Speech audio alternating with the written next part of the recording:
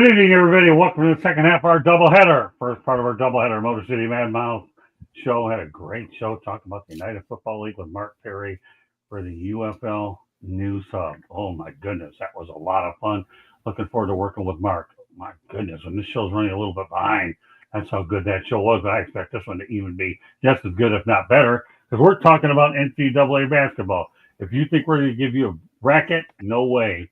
It isn't going to happen because I don't want anybody to feel bad that we're all going to get it wrong anyway. So I just want to make sure we load you with a lot of information so that'll enable you people to watch it more than one time and go from there because there is a lot to digest. So introducing my crew, Penman, welcome back. Thanks for having me, Thanks for having me. And just letting Penman know he is broadcasting live from Daytona Beach, Florida, the home of the Daytona Tortugas. Okay, so there you go. He is live from Daytona Beach. Oh, that's okay. He loves it. It's becoming his new favorite place. At least the guy went out there and retweeted the Rolex 24, so he knows a little bit about Daytona. That was one of the reasons I retweeted you on that one. Candy Ebling, our producer, and she's going to earn that role in a big way today, aren't you, Candy? Maybe. I think I've already got some of it. But yes, thank you so much for having me back. It's always fun talking sports. And what better time? March Madness is upon us. And the new Mr. Opinion and the spark plug of this show, his name is Jacob Christner. And when I say spark plug, Jacob Christner defines spark plug as well as anybody. I don't know if cars have them anymore, but they did back in the day when you needed them to run. But Jacob Christner is the spark plug and the Mr. Opinion of the show. Glad he is on. I don't have I don't have the really thin glasses, and I'm Mr. Fact. So hey. Well, say I had mine thick, so don't feel too bad. I got the real thick one, but at least it's clear and they're transparent, just like the UFL replay system. All right, George Acorn, my partner in the Sports Exchange forever. For 45 years, my partner in crime, Mr. Scott, Motor City Mad Mouth. You got it. All right, well, where are we going to start with the show? How about starting with the all-time best NCAA winning percentage? When I throw these numbers at you, everybody, these are going to be unbelievable numbers. Duke starts it out with 748. They're 119 and 40. North Carolina 132 and 49. And unbelievable when I look at those numbers. UCLA with a 719 number, 115 and 45. Well, actually, I'm looking at North Carolina's number, and you talk about identical. It's just unbelievable. So I'm just going to go over records. Forget about percentages. So we'll start again. Duke at 748, 119 and 40. North Carolina's 132 and 49 in the tournament. UCLA 115 and 45. Then again, what do you expect? John Wooden was part of that. Florida Gators, by many who are really predicted to win it all, and I'm definitely going to predict the Florida Gators to win it all. Kansas Jayhawks, another blue blood program. Michigan Wolverines, 66 and 30. Their winning percentage is actually 688. Connecticut 677, 65 and 31. Michigan State's in the conversation with a 75 and 35 number. And of course, let's not forget, you've got the New York City College with 4 wins and 2 losses and 667 mark. They were demoted to Division III due to a point shaving schedule. And how about the Florida Atlantic University Owls are 667, 402. The common denominator is Dusty May. Indiana 68 and 36, 654. Bobby Knight had a lot to do with it. Unfortunately for FAU, they lost tonight. Dayton Indian IT. So of all those teams, which one stands out to you guys? Let's start it off. I like Duke in Florida. Okay. Want to elaborate? I like Duke in Florida in the championship. I have Duke, Florida, Auburn, and Houston in the Final Four. Okay, we'll give him his prediction right there.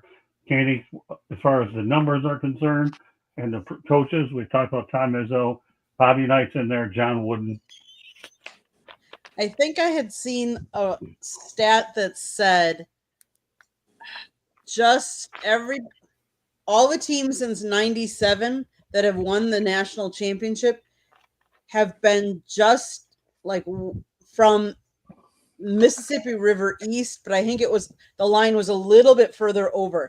And it just goes to show you like the strength of some of the coaches that we've had. I mean, that's what you're talking about when you're talking about all those percentages, is the strength of coaching, because to be able to say you have that much of a winning percentage and you've played how many games? The strength of the coaches, I would say, has what resonates with me when you talk about those percentages. I mean, Mike Krzyzewski in there. My goodness, Bobby Knight. Some unbelievable names. One thing about college basketball is you have some of the greatest coaches out there on the planet. All right, Mr. Opinion, what's your take on all of this? Krzyzewski, K-R-Z-Y-Z-E-W-S-K-I, Krzyzewski himself. He's an all-time great. But here's the thing. I've got my Final Four. It's Auburn, UConn, Duke, and Kentucky. Okay. I've got Duke because Cooper Flagg, I think he stays healthy enough to go for it. I think it's Auburn because they've got all the 67-year-olds in there that they got from the LA Fitness League. You know, their average age is 23 years old, so they're going much older. They've got that. I've got Kentucky because like Mark Pope's done a heck of a job, you know, building on that. And UConn, even if they're the 8th seed, they're still, when you're a national champion twice and you had that expectation, they're going to shock you a little bit. It's the same. I see North Carolina winning a game or two extra. It's just because they won by 27 last night.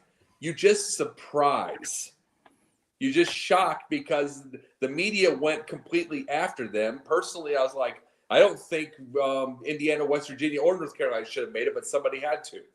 So thing is, though, Hubert's a great coach, tremendous. He's a tremendous coach for North Carolina. Look how far they've gotten in the past. So they're not going to win it all, but they're getting a couple. So there's that, but that's my thing right there. And as far as UCLA, I think 95% of their losses were after Wooden anyway.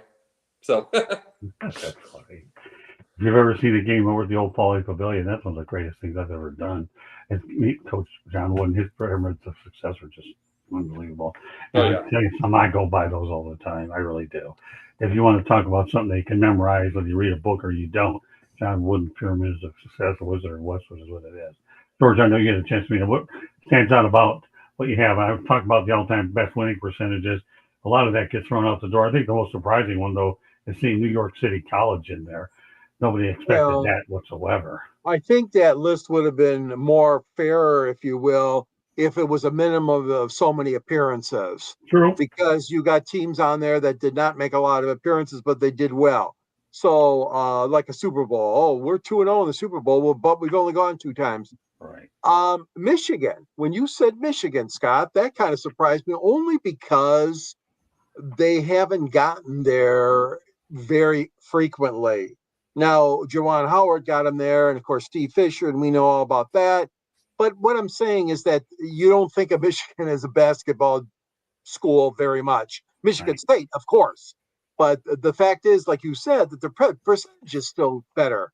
Michigan State's winning percentage is lower than Michigan's. So that kind of was a surprising one, Scott. But the other ones, yeah, I totally get it with UCLA. And like you said, Candy, these are great coaches in these programs. I mean, these coaches are winning coaches, led, of course, by the great John Wooden. The one who's not, I don't think you mentioned, is Indiana, because as great a coach as Bob Knight was, he did not come through with Final Four victories like I thought he did and would in his career. But hey, well, he had 3 national titles, so you know. That's true. That's better than Michigan and Michigan State. That's true. Well, I think they made 3 other Final Four, so I'm like I think the thing is, let me just say this, George. The thing about Bob Knight is I think it's the same boat as say Kirby Smart for football. I think he's gonna get his wins just like Kirby because he's wonderful. But I think the overly screaming and hollering and everything like that in any era, it's like you probably leave money on the table or wins on the table just because you're shaking them dang up. Sometimes you just don't need. Sometimes you need to get in their face, and sometimes you just kind of need to teach. And Bob Knight never understood the difference. No, he didn't. You're right. Plus, great teacher, great coach. But he probably left wins on the table. Well, coaches make up the NCAA. Dean Smith, what do you think he did? I was actually at 1982 Final Four. New Orleans, albeit as a fan over at the Superdome. Dean Smith wins the first one. Pretty neat. I actually have a T-shirt pinned in my office that showed that I was there. It's a pretty cool T-shirt. Of course, that was when I weighed about 100 and some pounds. I've definitely had a little bit more meat than that, so I won't get into that. But, but these tournaments all about the coaches. It really is. And no, the chat isn't shut off, Joshua. So I have to let's have a little bit of fun with Joshua Dorr because we want to make sure he feels all right. Because he definitely thinks that you're a legend on the show, Jacob. Krishner still had the most legendary show on this channel ever, and that is final. Well, I'm glad that he's sticking his tongue at you because he remembers what it is. But Joshua Dorr, I have to admit, Joshua Dorr, it is indeed shut off. You're probably the life of the chat anyway, Joshua. Don't know where you were at the first one, but I know you were building up for this one. I made sure of that when we bring Jacob on. Here's a major motivation why I want you on here, because you guys can go out there and realize that Jacob, to me, is the most valuable person on this network because he is nicer than Howard Cosell, who I can't stomach anyway. I've got He better doesn't hair than like it. Cosell. I got better hair than Cosell, so there. Yeah, that's true. Well, Cosell, all he had was a rug. But no, Patino is not making the Final Four. Sorry. No. Well, I still think the Florida Gators is going to win the whole thing. I do. They can. All I have to do They is look can at the very fact that the media distribution looks on me. I read what these guys are putting up. Pretty hard to go against everybody on the planet that thinks that they ended up doing. But yeah, Mike Krzyzewski did well. It's all about the coaches, really, what it is. When you have a coach that's been there a while, then it's one thing. Jacob, I could barely see you. Okay, so you might want to have a different camera angle there because I don't want to feel like we're inviting ISIS on the program. Yeah, right. I'm kidding with you. I'm kidding with you, Jacob. I love you, man. Yeah. But really, with all due respect, coaches will make up the NCAA tournament. But the guy I'd like to see win it would be Bruce Pearl because he hates the NCAA. He told me that in Alabama. Remember, Candy? I hate the NCAA. You ever want to talk to me? I'll tell you all about him. Oh, yeah. There you go. I met Bruce Pearl years and years ago when he was at Southern Indiana. He'd come to Quincy. I mean, good guy. He's a real good dude. I have those little brief sample size. Well, I'm going to get out to Alabama. I'd love to talk. Well, I'm sure he would talk to me anyway. Why wouldn't they? Try to keep it real. Or really? Seriously? Really? There you go. By the way, there will be a hat come up there. Candy, some thoughts real quick before we close up topic. Alan knows we have plenty of them. I've already went, Scott. I already talked about coaches and stuff. All right, so we'll keep it going. Yep. I told you we were loaded, people. All right, so a year after Michigan finished 8-24, Dusty May takes Michigan to a 25-9 in Big Ten Tournament Championship and the 59-53 win over the Wisconsin Badgers. Michigan will face University of California at San Diego, which is 30-4 in the 5-12 matchup. This is San Diego's first trip to the Big Dance. Oh, this is a scary thing when you're talking about a team that's in there for the first time in a 5-12. So, Kesman, what do you think about the 5-12, or do you know much about the 5-12? I don't think anybody knows anything about the University of California and San Diego. Anything, or you want to defer? I'll defer. Okay, no problem. Candy, go ahead. So Dusty May used the transfer portal, and not only did he go to Michigan, but he brought over Vlad Golden, who is having a great season. He only expanded from last year, and he also brought some other great players. The transfer portal was his friend, and I think that's why he greatly improved. Now, don't get me wrong; he's a really good coach, and Michigan did really good with that hire. I think Michigan will win this game because I think they'll be ready for the team, and I think that's part of the key. But Dusty May is a great coach. I mean, he was at FAU last year. We got to talk to him. We got to know him. We wished him well, and Michigan really rebounded. But I think a lot of it was the transfer portal and, of course, Dusty May. The culture has changed up there, and I think that's key as well. Michigan basketball's in good hands. All right, Jacob, what are your thoughts about the Wolves? Well, let me tell you this. You were bringing up the 5-12 earlier. And the thing about the 5-12 is I've always had that knowledge. I always had that rule. In my brackets, I always have 2 5s and 2 12s that I pick, just variety. Always do. And most of the time, I'm kind of right, just because it's how it goes. You don't see 4 12s win, and you don't see 4 5s win. So whether I'm right and wrong, it sort of splits. So, but Michigan, I don't know. Have a word. I mean, Dusty May's done a great job, but I don't have a real prediction of who wins this game truly. And I don't remember what I put in the bracket, but I could see this game going down to the wire, just because it's a 5-12. That's what darn good well those go to the buzzer. So, I mean, it'll be a good game, though. What do you think, George? Well, I think there should be concern. This is a team that moved into Division One, or is it 1A in basketball? This is their first time ever in this tournament. So there is a lot of unknown. They're showing highlights of this team, and it looks like they're playing in a high school gym in San Diego County. Anyways, I'm not taking anything away from them. These kids can run, they can score, they play a lot of good defense too. Michigan is got to be fully prepared from the moment the opening tip-off. I think they'll win, but it will be a close game. I congratulate Dusty. He did the best job of any Big Ten coach I heard in history, from the team's record from the previous year to as far as he got, which is winning a tournament. I'm sorry, the conference tournament game. Nobody did it like that. Michigan, the records is what I'm talking about, twisting the records from Juwan Howard's disaster of last year. Right. So, anyways, everybody's happy with Dusty. He's done a great job. These Twin Towers, they got 7-footers. He's got a lot of excitement on that team. It's just the kids are really buying in, and Michigan will win at the opener. Well, that Ward Manuel only waited till mid-season to give him an extension and give him a raise because Indiana was on his heels to get him. So Ward Manuel knew he had to keep the guy in Ann Arbor. And I won't get into the fact that Indiana hired a coach from West Virginia, which felt they should have gotten in the NCAA tournament, but didn't. But that's another day for another time. Michigan doesn't win many blowouts anyways. I feel like George is right. It's going to be much closer than most people think. With that said, let's go to their rival, the Ohio State Buckeyes, who actually turned down an invitation to the NIT and the college basketball crown after failing to make March Madness as the third team out behind West Virginia and Indiana. Indiana hired a new coach, and that new coach came from West Virginia. And he talks about Ohio State just turning down an opportunity to play in the postseason, Benjamin. That's surprising to me because Ohio State I hate them too, by the way, but everybody that knows Ohio State, they know they win. They just won the national championship, and now they want it. But turning down a postseason berth is just mind-blowing. So that's just crazy that they turned it down. So I don't know what the reasoning is, but it's just mind-blowing. Yeah, well, and I'll tell you one thing we're going to do throughout the show, too, is talk about the NIT because you're not going to get any opportunities after tonight to talk about it, about some of the other teams. I think the biggest intrigue about the NIT is the teams that turned it down. And I'll have a rant or two that Jacob will talk about later in the show, so please stay with us.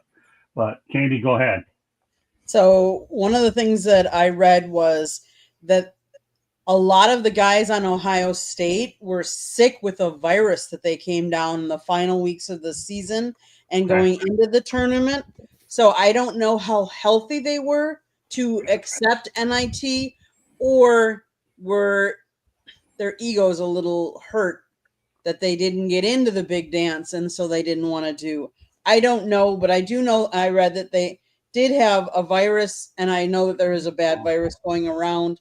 So maybe part of it was some of their players weren't healthy enough that they felt they couldn't perform up to their standards in accepting a bid to the NIT. Okay, Jacob. You know, the big thing about it is there's been a couple others. Indiana didn't accept theirs either. But you know, so NIT, you know what that means? Not in tournament. But still, it's the here's the thing though. One of the biggest things about it is the fact in one case, everybody used to accept the NIT. Everybody did. It's not fun. It's not the tournament, but it could help coaches. You know, it could help coaches be able to recruit. It's what it used to be. See, you're going to see a lot more of this because you could say we had a tough year and we still won the NIT. You know, and then there's recruit bigger players, and then we're going to get to that NCAA, all that stuff. That was the past. What you're having now is NIL. It does not matter. You can go 4-20, you pay enough money, and it goes right. It does not matter anyway. So as far as the NIT will stay alive because there's going to be a billion others with like 15 and 20 records that you can just call that still want to keep playing. They may have had a hot streak, all that kind of stuff like that. You'll just see. The thing is, the NIT will basically be what the CIT is. now, and the CIT are probably out of business. That kind of deal. The ones that used to go to the CIT will probably go to NIT now. That's my thing. So I mean, it's going to be just a different deal now, especially when people turn them down. So I'm not surprised. Maybe it was for that, but Indiana didn't have that excuse. And personally, I'm going to say this about Indiana: they needed to get Steve Alford, not this guy. They needed to get Alford because they need that excitement that Kentucky, Mark Pope brought Kentucky. They need to be able to do it because they have absolutely no aura there right now. That's just what I'm saying. Well, but they had an Indiana guy, and Mike Woodson didn't work out. So when they go back to it again, I don't know. When does it work out with him at all? Ever? Okay, that's funny. Not in tournament. I'll remember that. And I got to tell you something I'll remember too about tonight's show. In the first hour, that we're talking about, Mark Perry talked about DC Defenders being America's team. Well, yeah. The United Football League. Now I'm going to remember what you just said. I have a couple of memorable things. I'll turn it over to George. Well, Ohio State, Indiana, West Virginia, you're always going to have teams that feel they deserve to be in those final slots, the final four, not the first four out. And they have some legitimate things. Now, North Carolina, 1-11 against powerful teams. What happened? Pensman, how many points did they blow them out last night by? 50. 30? 27. 27. Yeah. Okay. Now listen, bad. Ohio State boys and girls finished 17-15, 10th place. Can I repeat that? 10th place in the Big Ten. Okay, so we're not talking about a team that just ran over all its competition this year. But they were borderline. Indiana, I get it, but their coaches left. And in West Virginia, I mean, there's always going to be good teams. It's never going to be settled. It's never. You're always going to have teams on the cusp. All I could say is, please reconsider when you think about those things, because I've heard that before. Oh, we're not going to the NIT. Well, you know what? It does give you more practice time. It does bring in a few more dollars for your athletic program. It sells you a few tickets and maybe a few extra shirts or T-shirts or caps. But I don't know. Some people are narrow-minded. I guess I don't know how they do that. The vote is with the coaches, with the players, or both. Yes, Candy. So I was just doing some more research, and the Big Ten's partnership with Fox, which is producing The Crown, which is a different tournament, the top two Big Ten teams in the net rankings not selected for the NCAA tournament were contractually obligated to participate in The Crown. Declining the invitation meant the Buckeyes were prohibited from playing in any other event. We explored not going to The Crown and trying to get into the NIT as a potential option.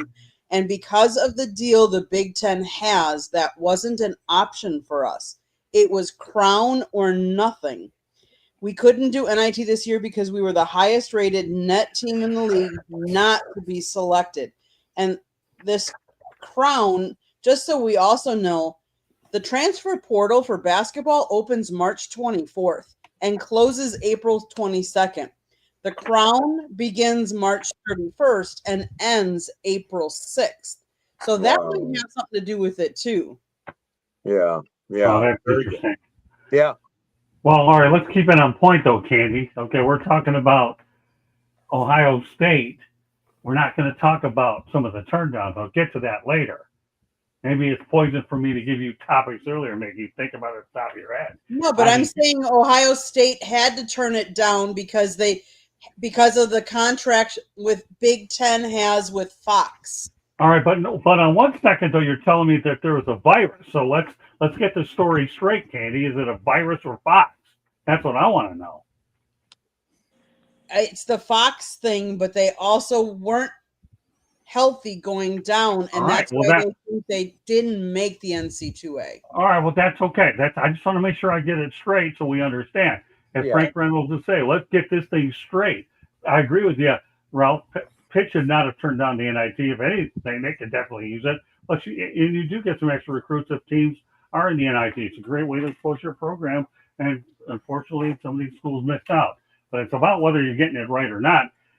I mean, Jacob's line, not invited tournament. I get that. I enjoy the humor. I really, really do. Not in tournament, yeah. So I get that. Some would rather just call it a day, move on, and go from there. In Indiana's case, maybe one of the reasons they turned it out, they're focused on their coaching search, and they plucked another one away from a team that got left out. There's so many different variables when you talk about it. And as far as I'm concerned with Ohio State turning it down, I didn't know that a virus had anything to do with it, but I'm a firm believer if you can play an extra game, you get more experience to do it. If you can't for circumstances on your control, that's another story. Right. But I tell you what, will lead me to my next topic. Then we're going to go to our first station break. A team that should have and did turn down the tournament was LSU declined the NIT.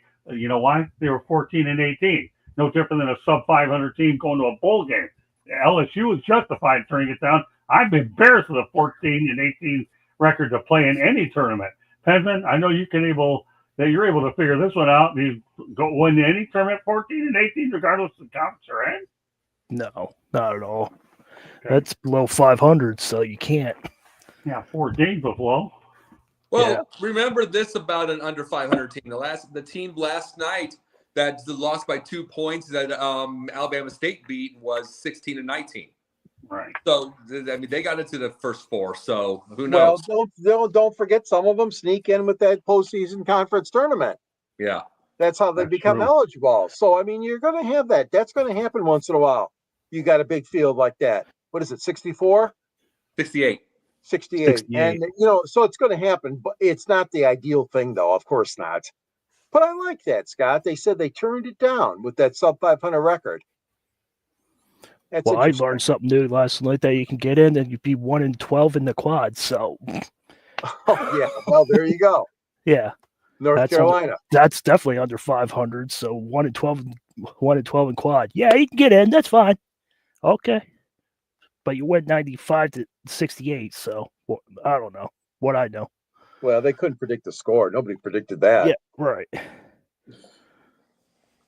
They're living on their name. Come on. North Carolina is synonymous with NCAA basketball supremacy, guys. Well, Really? they chose. Here's the deal. They chose legacy. Yeah, legacy. They That's chose the word. Hubert's a great coach. This is the truth. He's a I'm great not coach. taking anything away Mike from him, Woodson no. is not.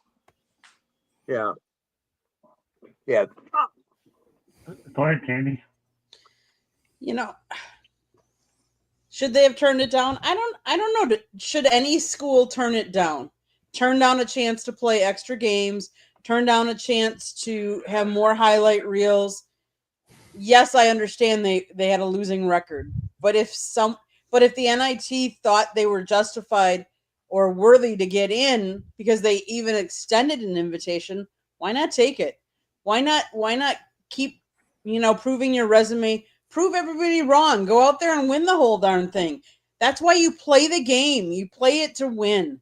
Why turn down? But that's just my 2 cents. All right, Jacob, continue on. Well, yeah, that's the thing. People bringing up North Carolina. Like I said, that's a legacy deal, no question. Indiana could have been a legacy deal also, but you've got to pick you want to pick the coaches that can coach in that case, and it has a chance of going a couple rounds. Indiana didn't stand a chance to go a couple rounds. North Carolina did. That's just the truth with it. Don't know about West Virginia. I believe, whether we agree with it or not, the controversy or not, the idea of North Carolina is because with the way that deal was, with the way that bracket was, they have a chance to take a game or two, maybe get to a Sweet 16 and then go out, surprise everybody. They have the chance. Indiana sure as heck didn't. West Virginia really didn't know. So, just being very honest, they picked the legacy and they picked the one with the best chance. Go ahead, George. I'll buy that. I like what Jacob said. I agree. That's a very good point you made. Again, you're never going to please everybody. I don't like teams turning things down, but I understand why sometimes they do. But I'm with you, Candy. I mean, they should. There's so many revenue opportunities and chance to practice and to showcase your kids in front of potential recruits. There's a lot of advantage. Well, NIT has suffered so much. Heck, they don't even play in Madison Square Garden anymore. No, you're right. But, George, the one thing I was saying is NIT, the idea of the NIT before would have been that's when you recruited full time. Okay, I said, no, I get it. Yeah. We had a tough year, but look, we got this far. We got the NIT. Now with you, we're going to get to the NCAA. Now they don't do that anymore. You want to add something, Penman? Yeah, they don't. adding to George, they don't play at Madison Square Garden, or they don't play at the Wells Fargo Center anymore. They used to play at the Wells Fargo Center, but now they don't anymore. They used to play at Madison Square Garden. They don't anymore. Well, the It's NIT is it's going to always Indianapolis Kentucky. this year. Yeah, NIT I'm is just going to adding Going to that. Indianapolis, yeah, which is a great basketball town. Let's Right. not kid ourselves. Not the worst place in the world to go. You trade Madison Square Garden for Indianapolis. Ever heard of that movie called Hoosiers? It was a good movie. I have. Right, I was The just way adding on to what George the way was saying. NIT's going, they're going to be playing in the same place that the place that Hoosier did. You know, that kind of point. What? They'll be Houston playing at Field? that gym. Oh, night gym? That's not bad. It's okay. Yeah. Yeah, I'll tell you what, though. I agree. You don't turn on opportunity to play in the NIT, but I understand why LSU did. Something really wackier about this tournament. Get this. St. Francis is the 20th team to make the NCAA tournament with a losing record. The Red Flash, get this, are in the NCAA tournament bound for the first time in 34 years. 20th team in the NCAA tournament with a losing record. March Madness, a one and done. There you go. With that said, we go on to a station break. You are listening to the South Florida Tribune YouTube channel. If you see that red subscribe button, click it, like us, share us with all your friends and family. South Florida Tribune Publishing Company published a book, Lessons from the Microphone, Tuning into the Enduring Wisdom of Visionary Leaders.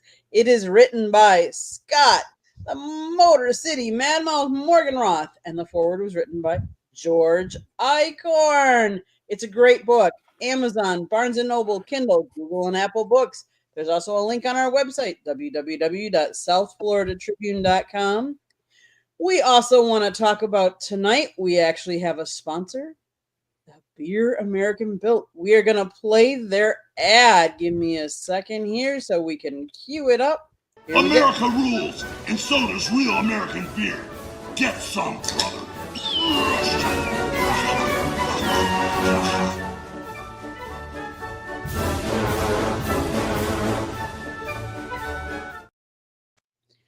There's our sponsor tonight. If you want to be our sponsor, you can always call Scott 954-304-4941. If you want to be a guest on a show or you have show ideas, you can always email us at southfloridatribune@gmail.com. Back to you, Scott. Very good. Well, there you go. Now you have it. Official sponsor of the Sports Exchange. Katie, you ain't going to like this. Too bad. NCAA tournament.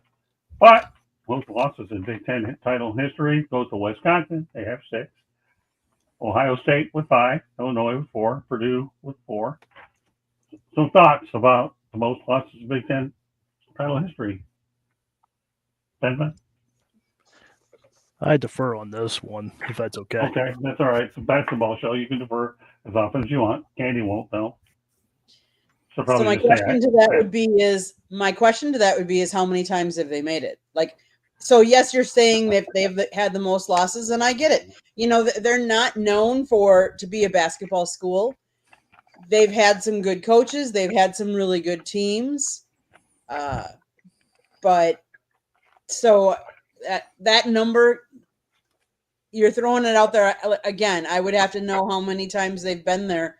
You know, what kind of percentage is it? Did they have 6 losses out of 7 times that they've been there, or is it 6 losses out of 20 times? You know, makes a difference. But again, Wisconsin's doesn't have the historic program that some of the other teams do, especially for basketball in the Big Ten. Yeah, well, I'll tell you what, though, I will do something you didn't see coming on the show to their defense. So, with Frank Kaminsky and company, they did make it to back-to-back NCAA finals appearances. Mm-hmm. So, even though I didn't tell you that earlier today, as we were running all the way around getting a ton of stuff done, to the Badgers' credit, they did make the most of their talent and did get to 2 consecutive NCAA finals appearances. More power to them. Another interesting footnote about a blue blood program that we were actually talking about with Kansas. Kansas finished the regular season unranked for the first time since 2000. That is an unbelievable number when you really put it on perspective, because when you look at the fact that their whole tournament record in the tournament is 117 and 49, it's unbelievable. Jacob, continue the thought about the most losses in Big Ten history. Well, you think about Wisconsin, you're talking about that right there. Let me tell you this right now. That tells you just how good Bo Ryan was. Right. Tells you how good Bo Ryan was as a coach. And you want to know what Bo Ryan is? What Bill Snyder was at Kansas State. It's basically you're one and only as far as, okay, you're like Bill Snyder left, came back. You're expecting Bo Ryan to come back because he's the one that they do anything with. So it shows you what that is. But truthfully, I don't worry about any of that because in the way that sports happens right now, like, I'll just use another example, the NFL. Who would have known when we knew what the 1-15 New England Patriots, who knew they'd have a 20-year run? Everything goes so fast, you can't tell. You don't climb ladders. It just comes quick. So you don't know if Wisconsin makes a run somewhere down the line. You don't know if, remember, you got to remember, what was it, Butler that almost beat Duke at the buzzer with the midcourt a few years ago? Mm-hmm. Butler like a mid-major practically, and they almost took it out at the half court. 2010. Yeah. That 15 years, can you believe it? But I'm saying the thing is, though, we used to see things like McNeese State, Butler's, UCS, whatever. We used to see those teams as well, out of the first round. Well, we made our money. Now we've seen George Mason. We've seen those teams in Final Fours. Someone's going to win it all somewhere down that line. So when we hear about the losingest, who really cares? Because all it takes is one big moment. True. Go ahead, George. Well, 2024, number 5 seed Wisconsin Badgers lost to James Madison, number 12. There's that Christner unfortunate magic working, is 5-12. So Wisconsin last in 24 lost. Now in 2022, they did win their first game against Colgate, which was a 14 seed, and Wisconsin was a 3.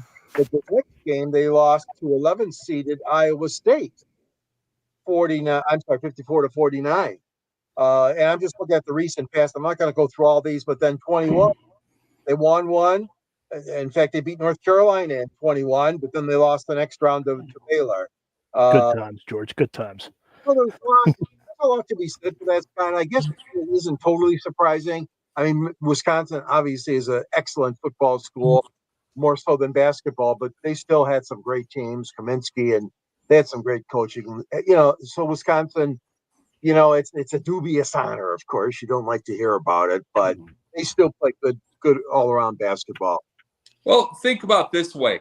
You never know, ever know. And it's like, remember, Wisconsin did make 2 straight finals. But think about this. How many Ivy League titles did Princeton have? And then Pete Carrill finally gets a win against the defending national champions of all things in a 43-41 game on a backdoor pass you never see anymore.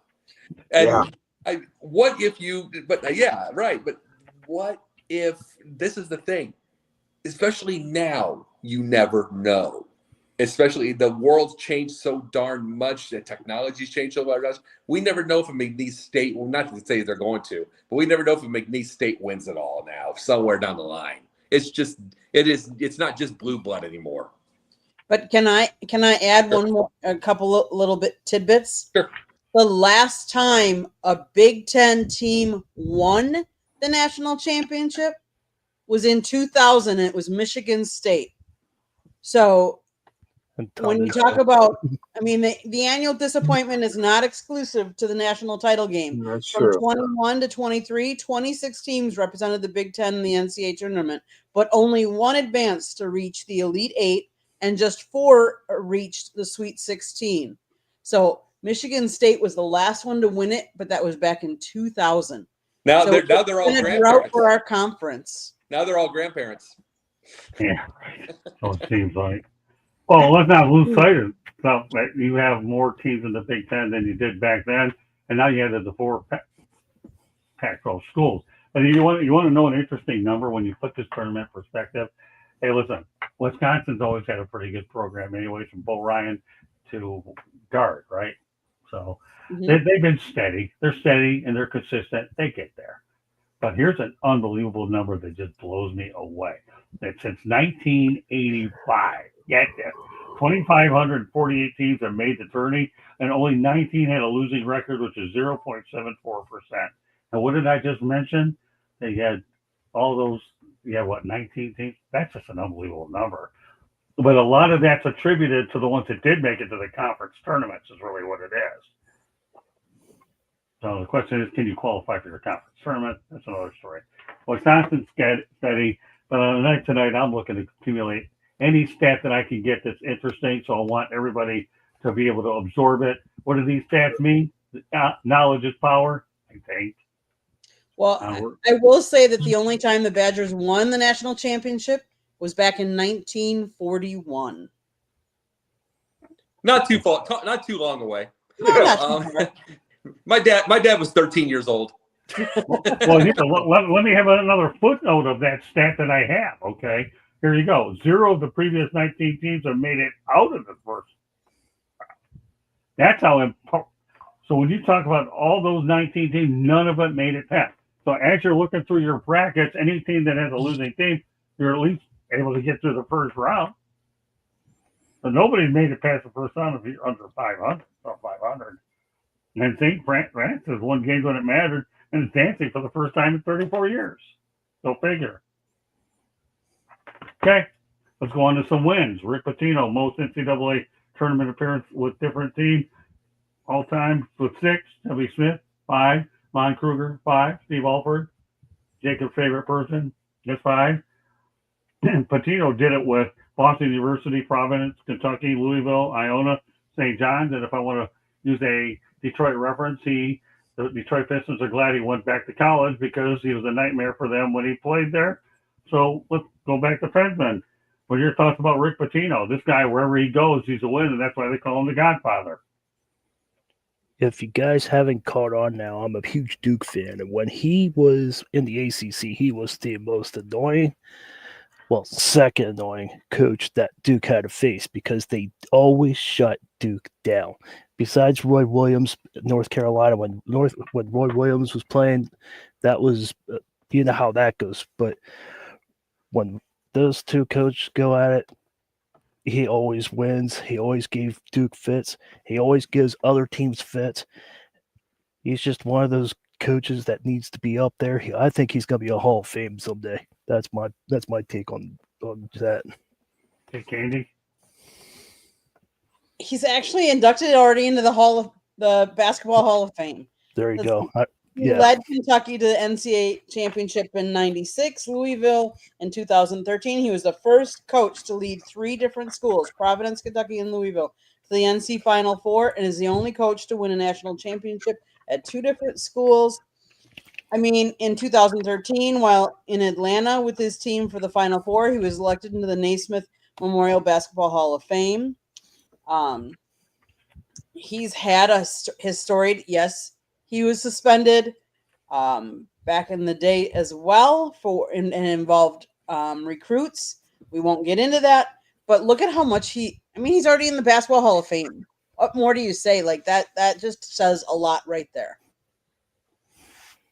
Yeah, I think that's one thing that's flawed about basketball. How does a guy who's actually actively coaching get in before his time's up? What do you expect the plaque to read? But I'll say this, and then I'll close it out with Jacob and George as we move through the broadcast. Rick Pitino's been a winner wherever he's gone, except the Boston Celtics. But he did win when he was with the New York Knicks. Otherwise, he's one of those guys that probably is glad that he ended up winning when he was in college. But I think his most impressive act, when you look at it, was Iona. Everybody wrote him off. And when he took over St. John's, he made New York City relevant again. Kentucky and Louisville, you're expected to win. Providence, he was starting out. You have a lot of good talent up in New England, as he found out with Boston University. When you think of Rick Pitino's body of work, you're winning in New England with what? Boston University and Providence. And I've actually been to a Providence Friars game.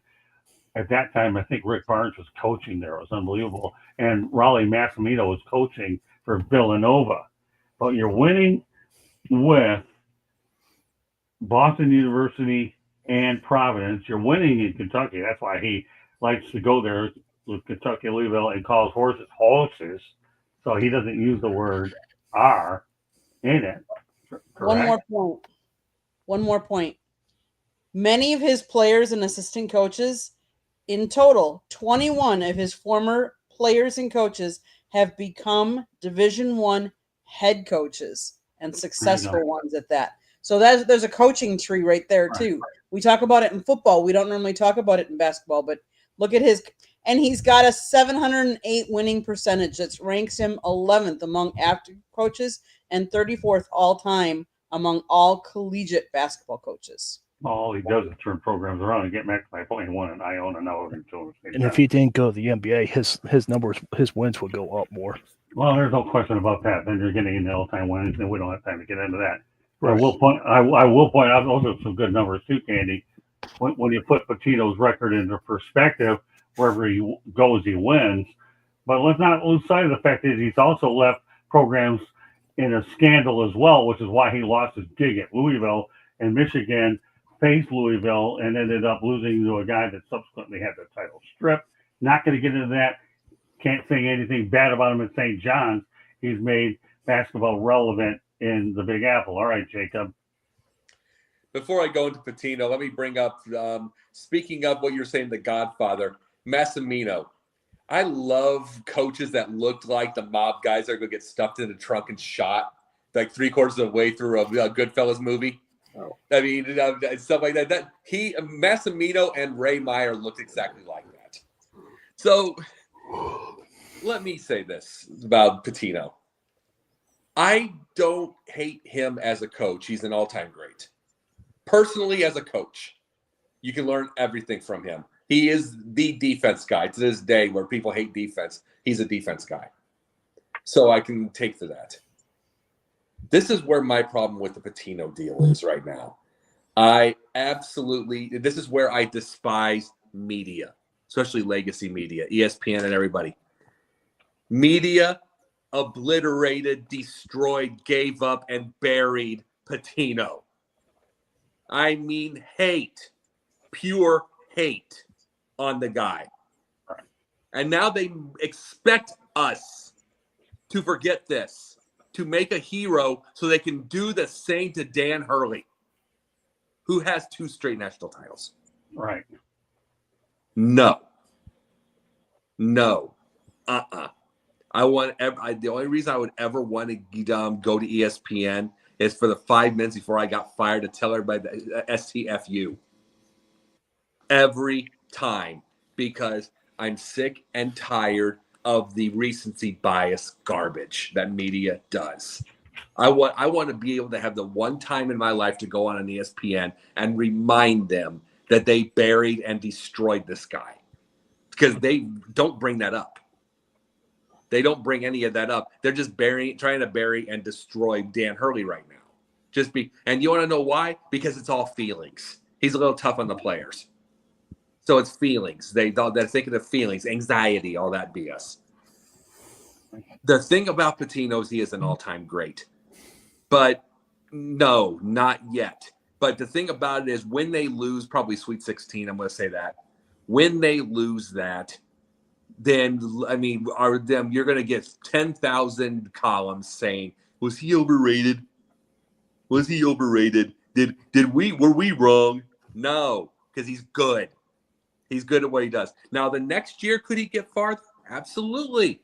They could even go all that way, but not yet. And I'm putting a bet down on everything that if UConn and St. John's face against each other in the tournament, I think UConn wins it. I don't care what happened to this season. It's a different ball of wax in that tournament, and he's not been there in a while. Hurley has. Fair enough. All right, George, your thoughts. Rick Pitino has coached 30 players who were drafted or have played in the NBA across his 5 collegiate coaching stops. And we already mentioned that's Boston University, Providence, Kentucky, Louisville, and Iona, and of course now St. John's. 30 players, including Derek Anderson, Antoine Walker, Tony Delk, and Jamal Mashburn. On the surface, you could say, well, he should have won more, but you get into this very subjective discussion on that. Tom Izzo should have won more. Okay, you can go down the list for a bunch of guys. Bob Knight, would you say won 2 or 3? He could have won more. I think Rick Pitino is a good man. I do. And I know he's making a hell of a lot of money, but let's not kid ourselves. He deserves it. And if the market bears, then yeah, he should be making a lot of money. He is a really good guy. Comedian named Jimmy Kimmel, not Jimmy Kimmel, Jimmy on the Tonight Show, Fallon. Fallon. He had a skit. He had a skit a week or two ago, and he had the starting lineup of St. John's come into the studio. It was hilarious. If any of you want to go back and watch that, and then he had Patino on too. It's just a really well put thing. A lot of fun they had. His team, they're loose. Hey, who knows how far they could go? St. John's, hey, we'll see how far they could go. But Patino, class act, in my opinion.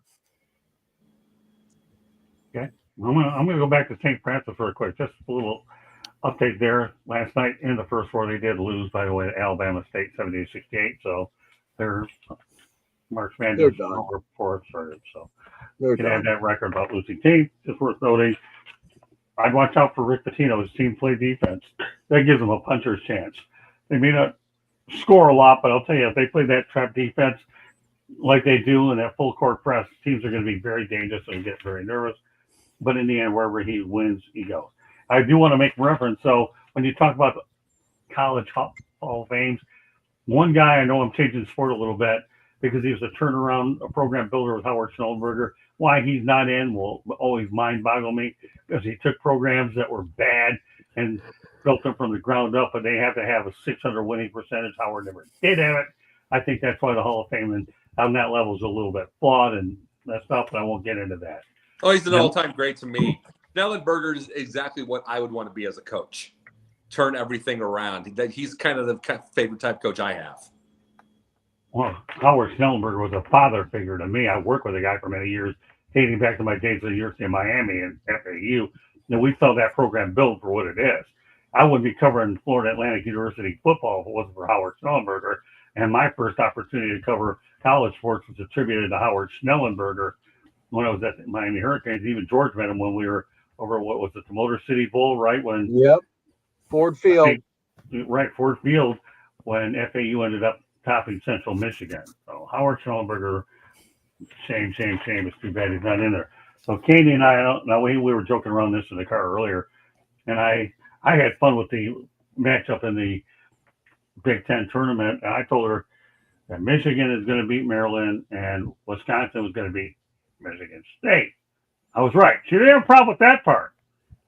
The problem she had was when I predicted Michigan to beat Wisconsin. How did that work out? I got the last. He's got red there. on still. That's what. I got the last there. She didn't have fun with that part, so we're going to lead off with Candy. Didn't I tell you at the hotel in Fort Myers that was going to happen? Yeah, I think you did. Okay. Sorry, Candy. So what happened?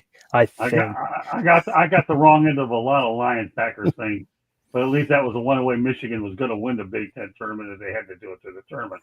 Because Michigan State had their number all year, and yet those two teams could face each other, in the NCAA men's bracket. So, anything else you want to say about that weekend that we talked about, that Final Four, Candy? Nope, but that's why they play the game. You never know who's going to win. Benjamin, you want to defer on this one too?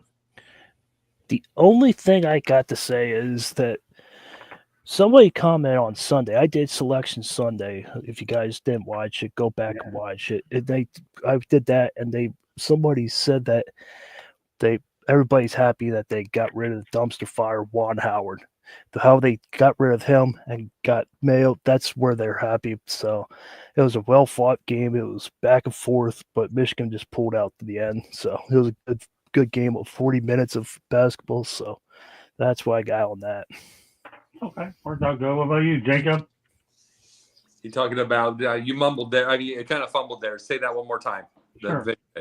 The Final Four. Michigan wins it over Wisconsin. For the conference championship. Oh. Yeah, that one. Let's see. Michigan ended up.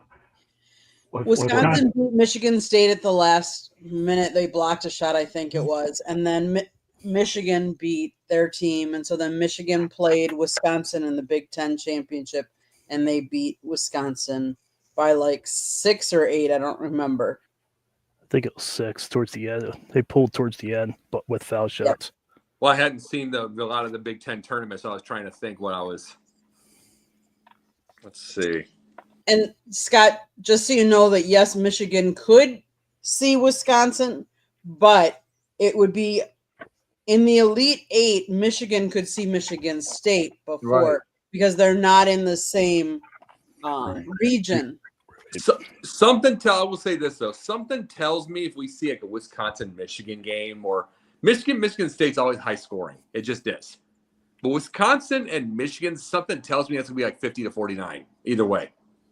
There's just something about those. There's just something about those games. You know, maybe it's just the Wisconsin deal. It's like facing Princeton, like I was bringing up earlier. You're just getting ready for a low scoring game. Or the old Bob Knights with the triangle offense. You know, he's 53 points. Maybe that's just what that is. But Michigan State could probably go to 100. It just could, maybe in overtime. So you can never tell. George?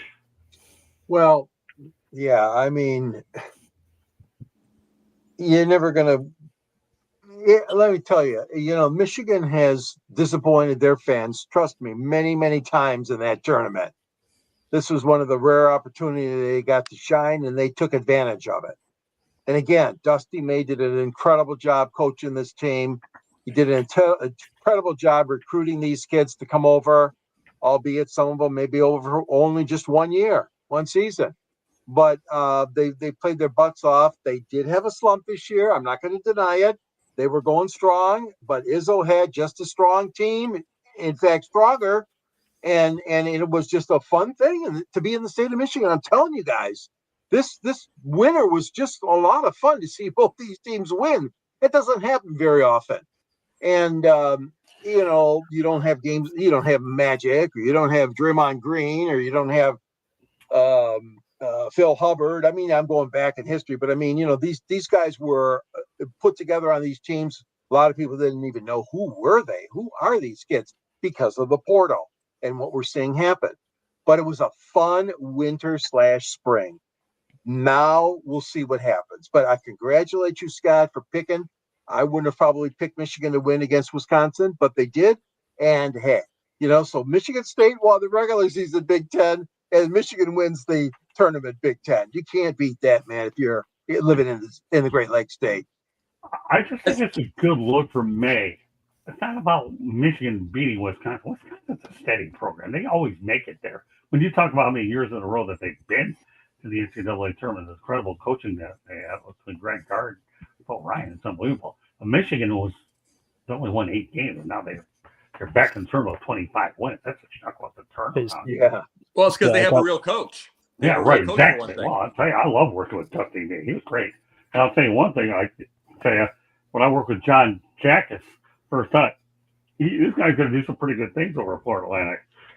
He really will. There's a guy that only brought back 3 seniors, and his program is predominantly international players. The fact that they made the NIT, maybe some of those other teams turned them down, but FAU got in the tournament. They hosted a game, albeit they lost tonight. FAU will be all right, but Michigan's the story of the year, knowing how bad that they were a year ago at 8 wins. That's the thing, to see that turn around, obviously, NIL transfer portal. Well, think of it this way about Dusty May. Maybe he can't throw a right hook like Juwan Howard, but at least he can coach. But the big thing about one of the biggest things that I say with this is as long as Dusty May does not become Bill Frieder and say, I'm going to go to Arizona State and go get a different coach in there. As long as he doesn't do that, he's got himself a nice career going at Michigan. He can do that. There's a name of the pad, Bill Frieder. No, I don't think he's going to happen. I know It's Dusty got- well enough to do that. I got one thing, Ed. Go ahead. I'm going to elaborate what Jacob said, too. He said that Michigan State have high-scoring games. Even in college football, that scores are big, too. No, I don't know what it is with those games that they're always high-scoring, but even in football, that scores are big.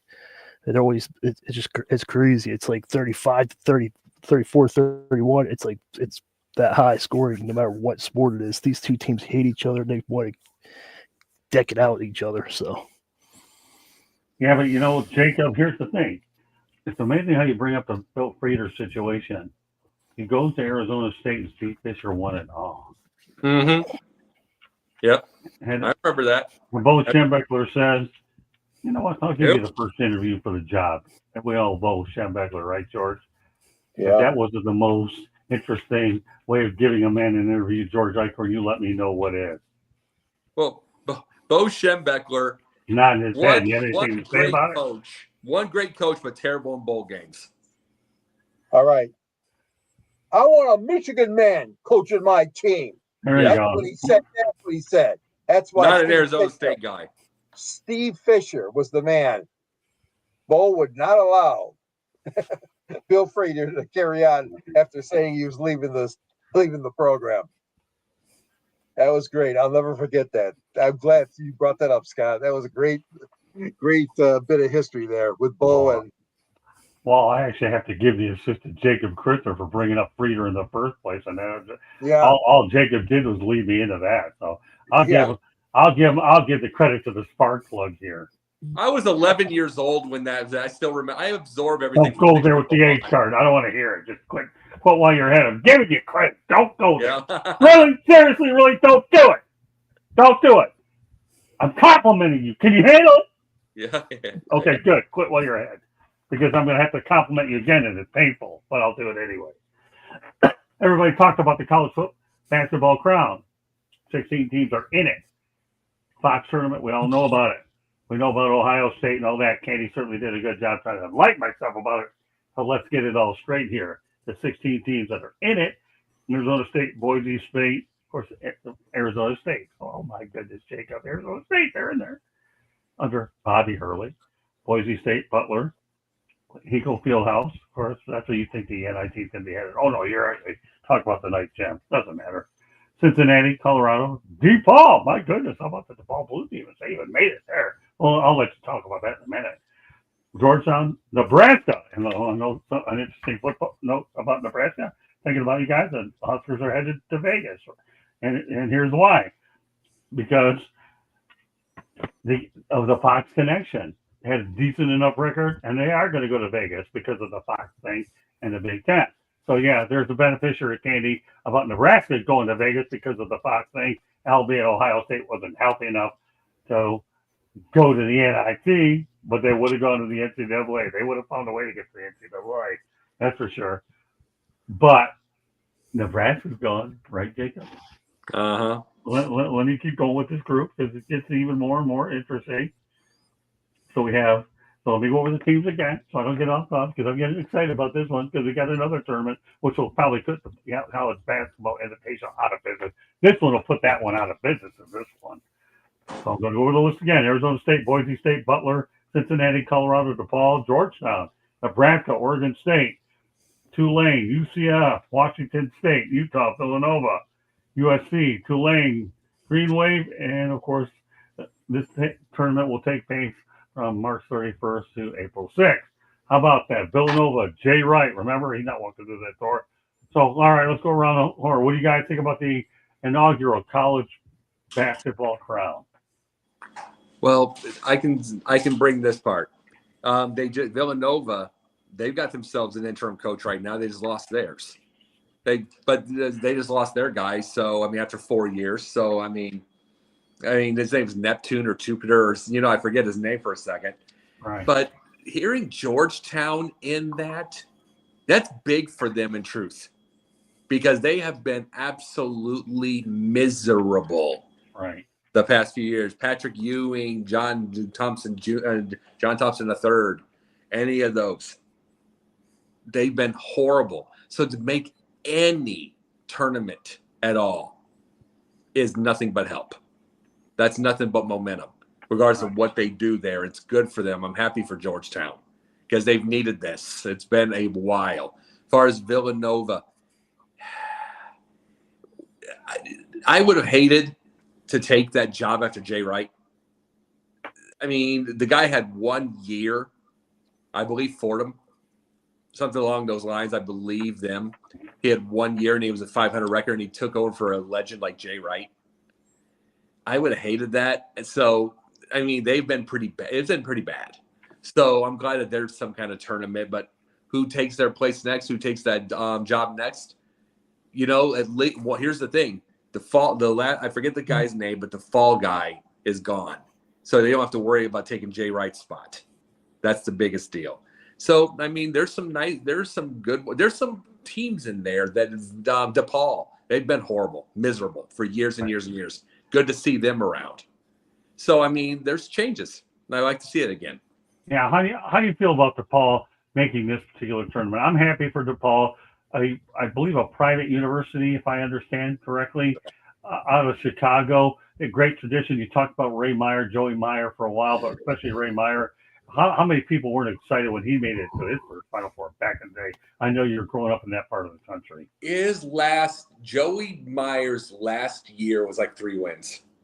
That was his last year. And then they've averaged between 3 and 8 wins since for so long. And that was 97. So, I mean, this is even worse. See, Villanova, at least they won 2 national titles with Wright. At least they did with him. But I mean, it's just been a little bit. They just had to do a thing with a worse coach. Georgetown's had theirs, but at least they've got their record.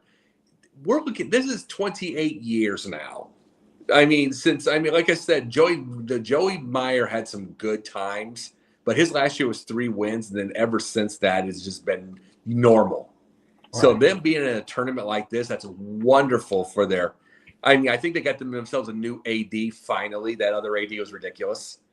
So it's. I mean, there's some looking up at DePaul. I like that for them. Great stuff. Yeah, when I saw this here, I thought about you and DePaul, and that's why I highlighted it, because I wanted you to give an opportunity to get DePaul a chance to plug them in. I remember when I was telling JB Ellis last year, if you can find a way to get on their media distribution list for Sideline Sports, do it. I don't know if he's done it yet or not. He's been busy with that network, but that would be a good media distribution list for him to get on, so that way JB can cover some basketball games should he get the opportunity to do it. Oh, yeah, absolutely. And by the way, I wanted to bring something up with DePaul. I was looking up Ray Meyer's record he had like 726 wins. I was looking this up. This tells you he's been to 2 Final Fours. He's won so many games. Yet, between the NCAA and NIT, he lost 9 first-round games. So it shows even the very best have these issues. The very best can have it. So it's like it's a flip of a coin. It's a thing. Sometimes sometimes you have the perfect plays and the ball then it flips around and goes out. That's what happens sometimes. Sometimes you get all the way to the Final Four. It's just what happens sometimes. All right, George, I know you've been waiting patiently for a long time throughout the show, but now you get the second crack at this topic. The Crown Tournament. Yep. The first year postseason tournament taking place March 31 to April 6th in Las Vegas. All games will be on Fox or FS1. And you already read the names, but the 7 conferences involved are the Big 12, the Big East, the Big 10, the WCC, the Mountain West, the A10, and the AAC. So the field is all set. I think it's a good opportunity. And I agree. This is just putting another dagger in the back of the NIT. But you got some great programs. There's no question about it. You talked about Georgetown Hoyas. I mean, 17 and 15 their record this year, which is about 500. Washington State 19 and 14. And Boise State was 24 and 10. They had a great year. They didn't make the NCAA, but George Washington 21 and 12. I think what you got here is an opportunity again. We talked about it earlier. Is to showcase your program, make a few extra bucks for the athletic department. Hopefully you get some fans and alumni with a big city, Las Vegas, as the lure to come out and see the boys play. And everybody hopefully will go home happy. You got a big spot. You got Big Fox right behind you, man. Doesn't get much better than that. Fox and FS1. So I'm looking forward to it, Scott. I think it'll be some good basketball. What do you think, Candy? I don't. I think it's going to be a detractor. Let's face it. We already have the NC2A and we have the March Madness with them, and now you've got NIT, and now you've got another different tournament. And yes, it's a way to showcase talent, but it also is a detractor because now you've got 3 different champions for 3 different, venues. It's a way for Fox to make money because Fox didn't get the NC2A or the NIT. It's a way for Las Vegas to get money because obviously that's a new tournament there and they can. So it's coming down, and it all boils down to, let's face it, sports is money. And basketball, college basketball, this time of year, it's all about the almighty dollar. And in order to afford to pay NIL money, they need to make money. So it's just another tournament to do that. Candy, where's the respective time? So let's go ahead. You're a crack research. I already know, but tell me anyways. Where's the men's Final Four being held? Men's Final Four. Honestly, I do not know the answer to that question. Yeah. I know the women's. Yeah, we know the women's. You and I are going. That's Tampa. Yeah, I don't know. Can I phone a friend? George, where's the Final Four? San Antonio. San Antonio. Oh my goodness. Yeah. Hey, where they double fist the churro? No, I'm just kidding. Yeah, there you go. I've been to San Antonio. It's a beautiful city though. You got San Antonio, you got Indianapolis, and you have Vegas. Well, all crown champions. All right. Where the buffalo and the money will roam. Well, what do you think, Mr. Penzman? It's good. Like George said, and what Jacob said, it's a good chance for all the schools. Villanova, they had a bad year. Georgetown's been bad ever since Iverson left.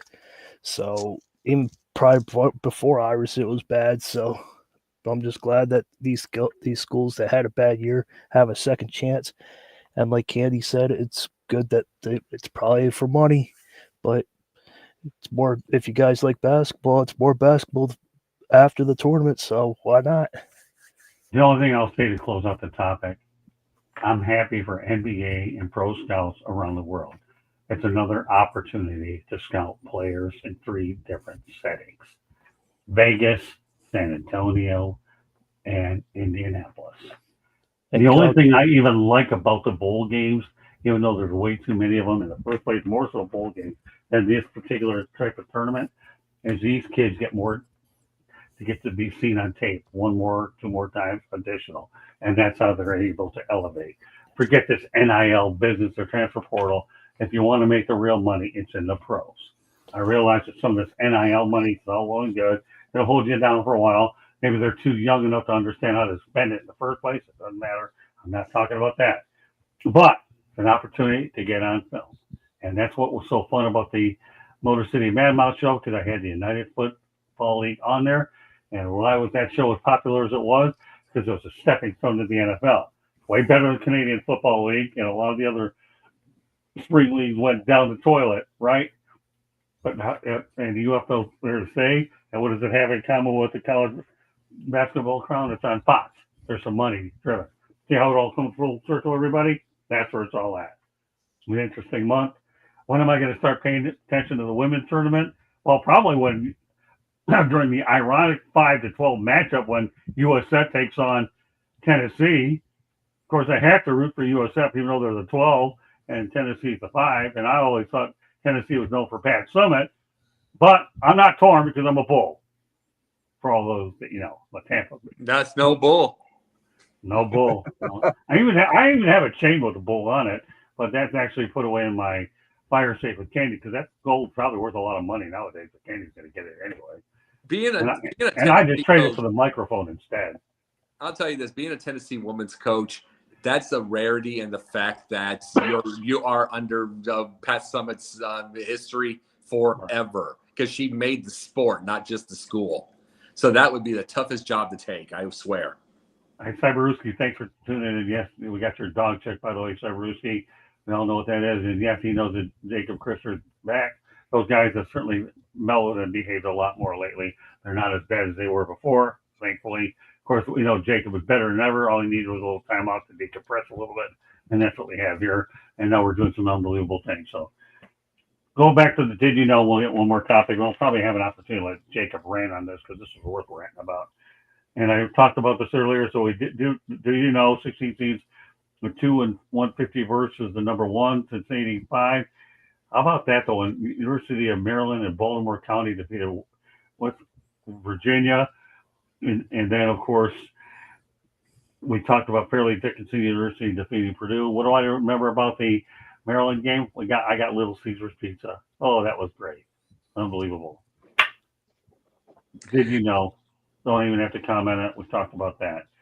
But final topic of the night, unless somebody has a parting shot about the NCAA tournament, because I'll allow them tonight. Miami Redhawks were snubbed from the NIT. We're talking about teams that didn't want to go, but they were snubbed from the NIT tournament in favor of a team that they went 3-0 against this season, Kent State. Miami was 14-4 of the Mid-American Conference. And what do we have here? We have KSU finished 11-7 and finished third. What do you think of that one, Jacob? Being snubbed from the NIT is kind of like when you're playing 3-on-3 in gym and they decide not to take you in the final one and just play 3-on-2 instead. You know, that's what that's the reminder of that is. That's completely unfortunate, but the thing is, I'm shocked they didn't go to the invitational tournament because they were picked. You know what I mean? Maybe they called all those teams before, but it's like if you are, that just tells you where your program really is. If you're getting snubbed from the NIT, it means you wanted to go. It means that you don't feel like that you have your chance in the big tournament, the big time. So you wanted to be there, and then you're mad, and it's like it just means that your program needs a little bit of a change. Okay. Fair enough. Anything else you want to add to it? You want to rant, or do you think that my rant will come with my final word? All right, George, you want to add to this one too? No, I'm all set. I'll pass on that one, Scott. The only thing I'll say about it is Miami. I know you're upset. All you had to do is win your conference tournament. You'd have been in. Candy, Desmond. Defer. Good. Okay, there you go. Jacob got the final word on this. Sorry, everybody gets a parting shot. I don't care what sport you're in, college or not. Everybody should. Go ahead, send the lead off. North Carolina surprised me. I thought they were, and I said it on Sunday that I didn't think they would be on the March Madness. They proved me wrong. I admit when I'm wrong, but congratulations, North Carolina. You proved me wrong by getting in the tournament. So that's my parting shot. I was wrong. North Carolina, you deserve it. Hey, Candy. I'm going to switch up, kind of topics because this is the Sports Exchange. Listen to these stats. Babe Ruth, 159 home runs in his first 674 career games. One loss was 35-18 in his first 455 career innings pitched. Shohei Ohtani, 160 home runs in his first 674 games. Win-loss was 35-19 in his first 455 career innings pitched. People are going to start really comparing Shohei to Babe Ruth. Wow. I never thought we'd see somebody that would have some of the same stats as Babe Ruth. All right, Jacob, you're up.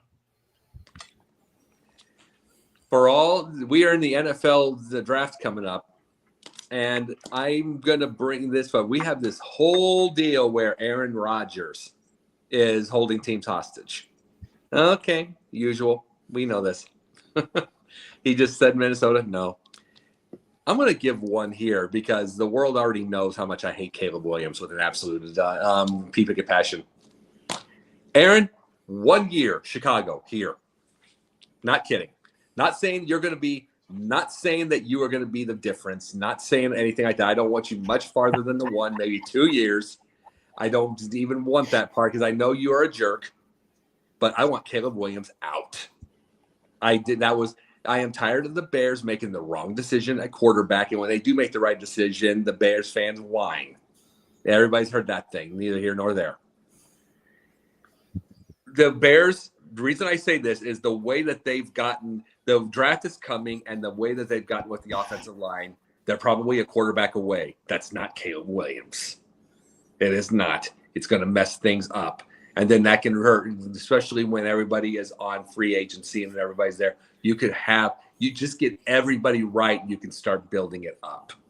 So, yeah, I can hope against hope. There is not going to be an Aaron Rodgers. He doesn't think about it. He'll go to Pittsburgh or he'll retire before he thinks of Chicago. But I don't even care. Just 1 year, I don't care. To let the Bears go back to the draft and start over. Hey, George, what's your final shot? My final shot is the 3 upsets I got. Colorado State over Colorado State. Who are they playing? Memphis. Colorado State over Memphis. I have Drake over the Texas Tech. No, I'm confused. Let me go with my final 4 instead. Maryland, Houston, Duke, and Auburn, with Duke to win it all. There you go. That's my end. Well, I'll go back on what I said earlier. I'd like to see Bruce Pearl win it all, but there's perception, there's reality. I'm going with the Florida Gators to win the whole thing. I'll get into the women probably a little bit more next week as I get closer. The only thing I'll say about the women's tournament right now is I probably won't watch it until I know what the final 16 are. I've never really been that deep into the tournament to know who's doing what. I do know that somebody once told me that the women's tournament doesn't get interesting until you hit the final 16 anyway, because unlike the NCAA men's tournament, there's not as much parity in the women's game as there is on the men's side. So I'll be able to make the judgment, but I'm going to go Florida winning it all with Bruce Pearl, who's like Jerry Tarkanian. He's a rebel. He doesn't like the NCAA tournament. And once upon a time, I did meet Jerry Tarkanian over at the Palace of Auburn Hills when he was coaching the San Antonio Spurs, and he loved the Palace of Auburn Hills, and I do miss the Palace of Auburn Hills. Scott, to exclamation point yours, the number 1 seed has won the women's tournament 23 times since 1994. There you go. Well, you didn't know what you want. We'll do more women's probably next week and the week after. The women's game to me gets more interesting when Juju Watkins gets to the NBA, because that's going to be Juju Watkins and Caitlin Clark's going to be the real rivalry, not she and Angel, because they have the same game. I'll just say, send a special shout out to Brian Seagrass, communications guy at South Florida. Without Brian Seagrass, Katie and I aren't going. That's my alma mater that's hosting that Final Four, and I'm looking forward to the challenge of covering the ladies' game. Maybe a year late from Caitlin Clark, but Juju Watkins is certainly somebody that they're the same game. Keeps up her end of it. It'll be interesting. What's that, Jacob? Same game. That's why it'll be a rivalry, because Angel and Caitlin are nothing alike. They're just what the media wanted to build as a rivalry. Caitlin and Juju have the same game, so that's going to become a rivalry. You watch. Oh, sure. Well, I would like to. My only big thing there is I just hope to get a question with Gino Auriemma. That'll hurt. No, had a chance to meet John Wooden. Why not Gino Auriemma? That does conclude this edition of the Sports Exchange. We'll let everybody go around the horn to let everybody know how they get a hold of you. Go ahead, Benson. You can find me on X on Pensman Sports, and you can find me on YouTube on Pensman Sports, and you can find me here on Wednesdays and Thursdays on the South Florida channel. So that's how you can find me. All right, go ahead, Jacob. We'll be merging my Jake the Pundit one from the TikTok into Sideline Sports pretty soon, so we'll be doing that. But I'm Jacob Christner on Facebook, not on X anymore. So any of those. So either way, I'm and then I'm here and there. I'll do writings for specific things when I feel the itch. So. Well, look forward to seeing your stuff on South Florida Tribune. Your drop down is still there, just so you know. Thank you. All right, George, go ahead. All two right, offers on this panel. You can find me at the South Florida Tribune website under the contributors section. And at the end of my column, there's always a little link there for this book that I wrote, Detroit Sports Broadcasters on the Air, starring all the great names, Bob Ufer and Bud Lynch and Bruce Martin and Ernie Harwell from Detroit sports history. Scott Morgenroth is in the book, and I'm in the book. But hey, you're not going to buy it just because you see my picture. Scott's in there with Muhammad Ali and another picture with Jimmy Connors. And what can I say? You find me here on the South Florida Tribune, the Sports Exchange, 108 Stitches, wherever Scott needs me. And of course, we got a big hockey show tomorrow night too. We're looking forward to as well. So good being with y'all tonight. Sure. Go NCAA. Well, that's all right. George and I do our sports exchange. We do it twice a week. We do it Wednesday night. We get to do it on Thursday. Hockey show's a good show. We've done some good things with Mike Santos. Mike's actually gone away this weekend for the NCAA Wrestling Championships, but he'll be back next Thursday. We have a good group lined up. And of course, we have Candy Ebling who handles Fire Up, but I'm going to let Candy give up my information out there as well. Our information at Tribune, then she can give us a preview if she knows what it is of Fire Up. Go ahead, Candy. That's a great way of that's a great way of letting you know that this woman here is the most unbelievable person I've ever seen in this industry. The way she puts together that country club show, and that's a compliment, Candy. I know you can handle it. Go ahead. South Florida Tribune Publishing Company published a book, Lessons from the Microphone, Tuning into the Enduring Wisdom of Visionary Leaders. It is written by our host, Scott, the Motor City Madmouth Morgenroth, and the foreword was written by another panelist, George Eichhorn. They both did an excellent job. It's a great read, great book. Go get your copy today. Available on Amazon, Barnes & Noble, Kindle, Google, and Apple Books. There's also a link on our website, www.southfloridatribune.com, where we have a bunch of writers. Scott and George are two of them. Pensman's done. Jacob's done a little bit. Hasn't, not recently, but he has done some. And then I take a couple of pictures here or there. So go check it out. Check out our apparels. We have a link to our apparel store on there as well.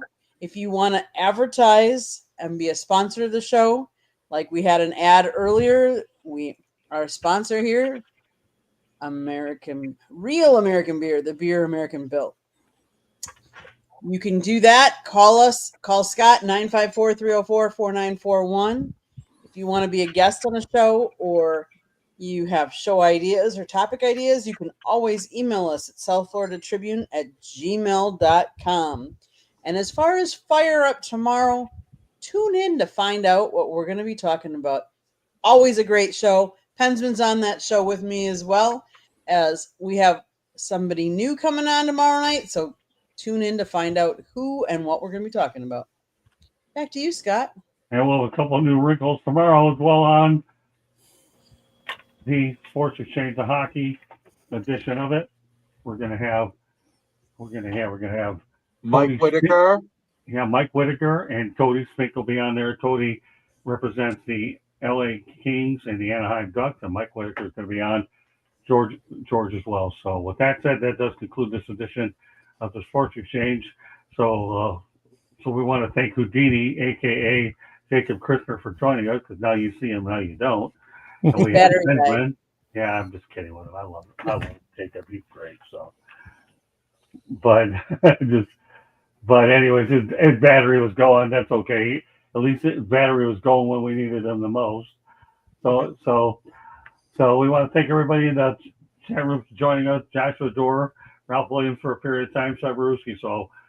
So this wraps it up here. Pensman, Jacob, Candy, George. Have a great night. George, I'll see you tomorrow. And thank you very much for joining us on this edition of the Sports Exchange. We knew we had a very busy show, a lot of information. If you missed it all, you can always watch it again or listen to it wherever else. So good night, everybody, and enjoy the NCAA tournament. Bye now. Bye-bye.